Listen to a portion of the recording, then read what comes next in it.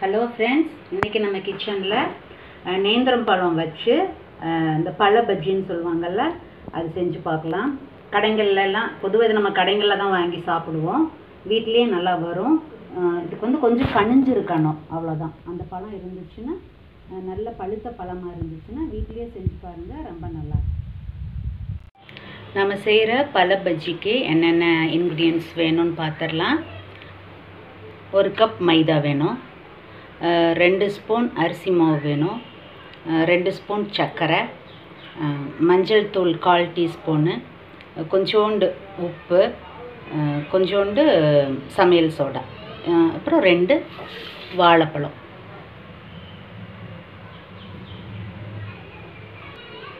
இதுக்கு வந்துட்டு நேந்திரம் பழம் தான் நல்லாயிருக்கும். இதில் வச்சு நம்ம இந்த பழ பஜ்ஜி எப்படி செய்கிறதுன்னு பார்க்கலாம். முதல்ல மாவு கலக்கலாம். மைதா போட்டுக்கலாம், அரிசி மாவு 2 ஸ்பூனு, சர்க்கரை 2 ஸ்பூனு, மஞ்சள் தூள், சமையல் சோடா, ஒரு பிஞ்சு சால்ட்.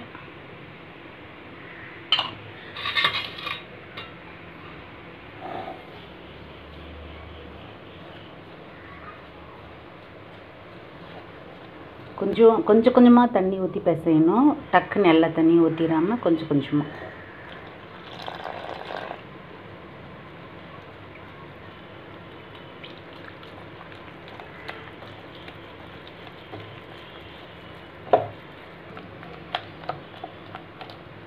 இது கொஞ்சம் கெட்டியாக இருக்குது, இன்னும் கொஞ்சம் தண்ணி ஊற்றிக்கலாம்.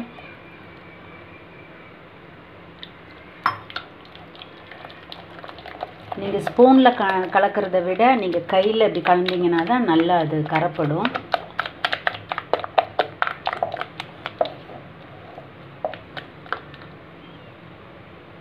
இன்னும் கொஞ்சம் ஊற்றிக்கலாம்.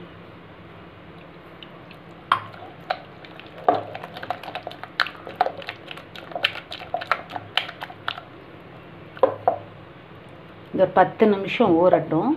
அதுக்குள்ளே நம்ம வாழைப்பழத்தை கட் பண்ணி வச்சுக்கலாம்.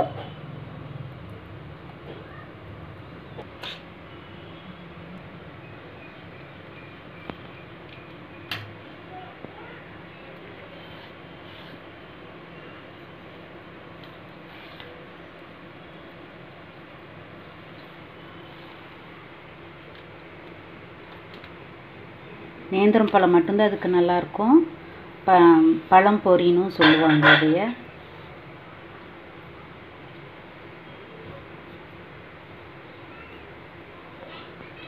கடையிலெல்லாம் நீளமாக ஸ்லைஸ் பண்ணுவாங்க.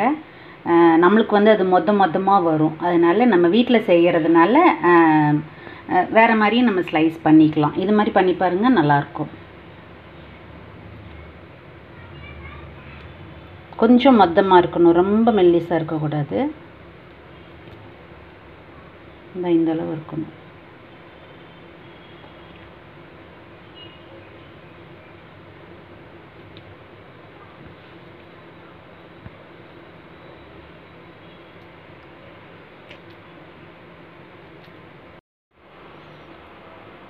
எண்ணெய் வச்சேன், நல்லா காஞ்சிடுச்சு. இப்போ நம்ம போடலாம்.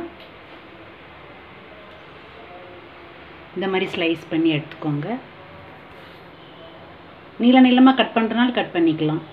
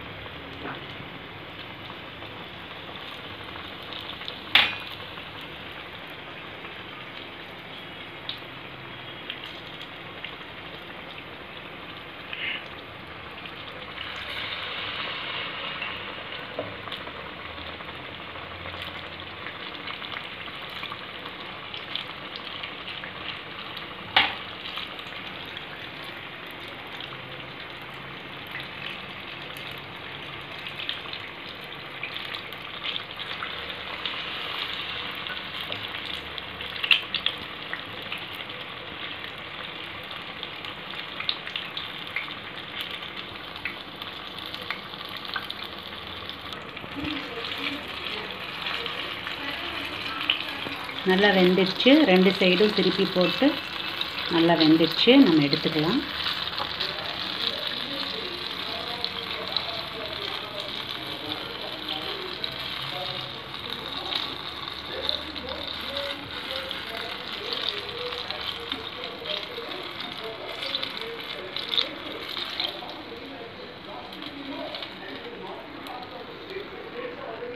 இது மாதிரி நீங்களும் செஞ்சு பாருங்கள்.